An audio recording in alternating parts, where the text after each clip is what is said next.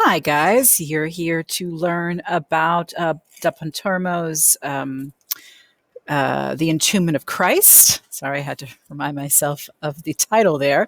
Before we get into the work itself, I need to talk to you about a little bit more about mannerism. I've already mentioned mannerism with respect to the altar wall fresco, the Last Judgment scene at the Sistine Chapel, and I mentioned that Michelangelo, his style has, um, you know, is approaching a bit more manneristic style. Okay, and so I may or may not have defined that for you, but I will define that for you in just a few moments. But I want to make a distinction between art periods, and art styles. So we're in the Renaissance at this point, and so it is. So it's a phase in a general movement. So we talk about the artistic, the period of the Renaissance. We could potentially talk about Renaissance style, and you probably have heard me say that before. Um, uh, but but there is a distinction between style and period. An art style is a specific visual appearance of the work. So you can have a variety of styles within one period.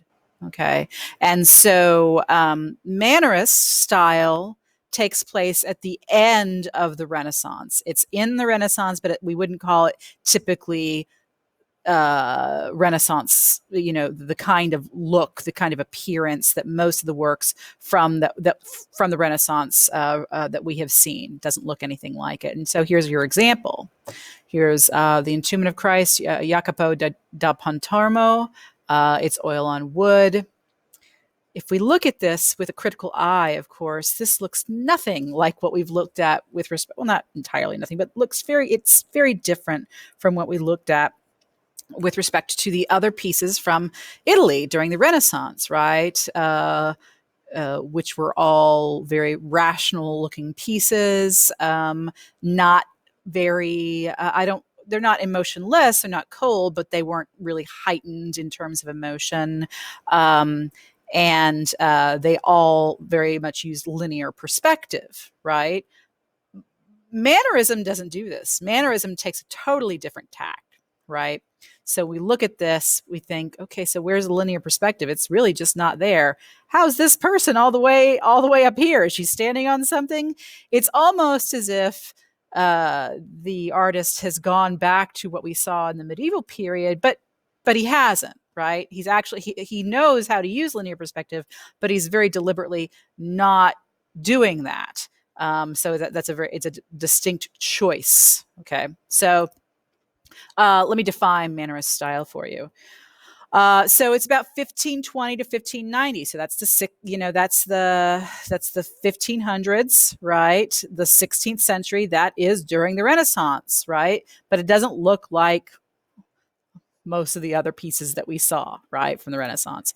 So it's a broad term.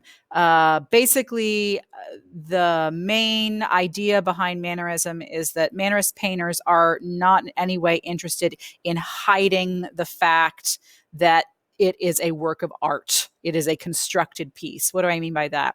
Most of the painters in the Renaissance are trying to make their paintings that we've looked at look as close as possible to reality as they can get, right? There's all that illusionistic architecture. There's a linear perspective. There is the close attention paid to human anatomy. And so they're very interested in making their artworks appear as they do, appear to the eye, to the human eye, as if they are reality as much as possible.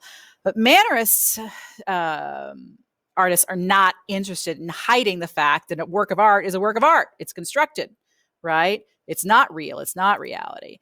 So as I just said, everything with the High Renaissance and the Renaissance in general, greater and greater commitment to naturalism, right? To making it appear real and natural. But Mannerists aren't interested in that. So it's very consciously displaying the fact that it is a created work of art. How do they do that? Well, if we look back here, one of the ways that we do it is by not employing the skills that of linear perspective, and instead valuing other things, which I'll get into just a second. So very imbalanced compositions, very intentionally imbalanced, ambiguous spaces. So you should be writing this down.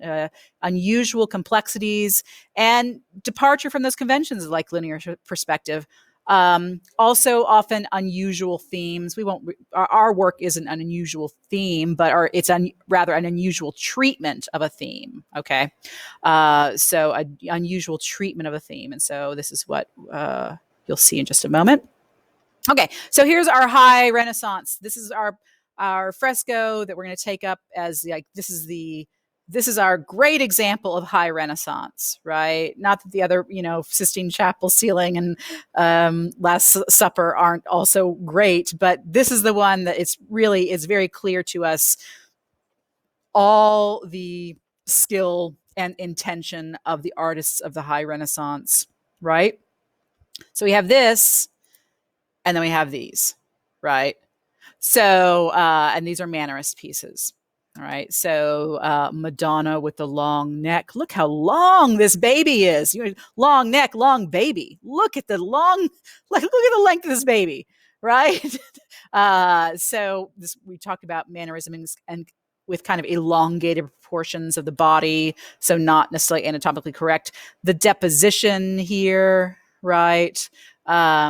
Mars and Venus discovered by the gods, right? So this doesn't look like the other things that we've seen in relation to the Renaissance. It tends to be, Mannerist paintings tend to be very highly emotional and often use really unusual colors. We definitely see that here with these oranges, these corals, right? And we definitely see that here with our Entombment of Christ with these blues and pinks, but they're very baby blue, and these pinks that we don't typically see with this kind of that we certainly haven't seen in the Renaissance.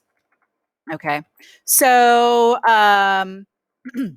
why would we say that our Entombment of Christ here, which is our work on the right, treats the theme of the entombment, or the topic of the Entombment of Christ, that is putting Christ into the tomb after he's been crucified, when he's dead? How is this an unusual treatment of the theme? Well, if this is the Entombment of Christ, where's the tomb? Traditionally, we'd see a tomb. That begs the question, is this really the Entombment of Christ? It's called the Entombment of Christ, we think, but maybe it's the descent from the cross, right? Him being descending from the cross, being taken down from the cross. But even if it's the descent of the cross, where's the cross? So traditionally, we'd have a cross and or a tomb here. We have neither. Also, the action is oriented in this work not perpendicularly, which is normally, the way an image like this would be composed. Instead, we can see that the action is oriented kind of in this swirling motion. Look at the faces. The faces take us in a circle, right? So it's kind of rotating on this axis in the middle, as opposed to a clear up and down or left or right orientation, or clear vertical or horizontal orientation. It's more like it's moving, it's swirling, which is unusual, right? The figures, seem to float. Like, again, where are these people standing, right?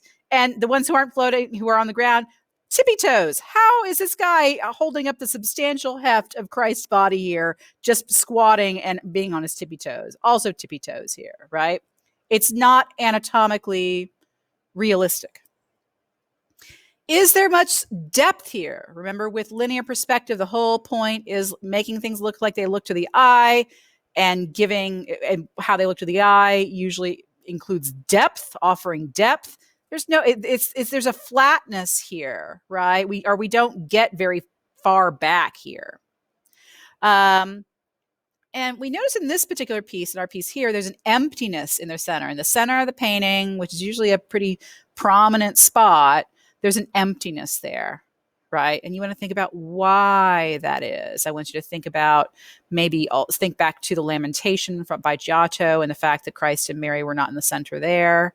We posited some possibilities as to why they weren't in the center in that painting. And here also we have an image where the main figures, which are Mary and Christ here, are also not in the center, but instead we have this emptiness there, right?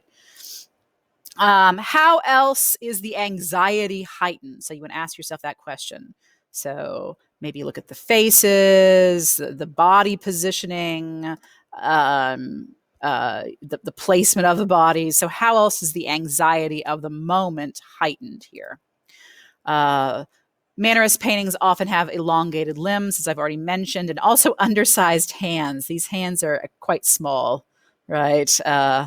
And the bodies are obviously very dynamic and in great movement. I've already mentioned the colors. That also the kind of unusual color palette that adds to that sense of movement and dynamism. There is a video from Khan Academy that you should watch about this piece, the Entombment of Christ. So I'm expecting you to do that and take notes on that as well. Thanks very much.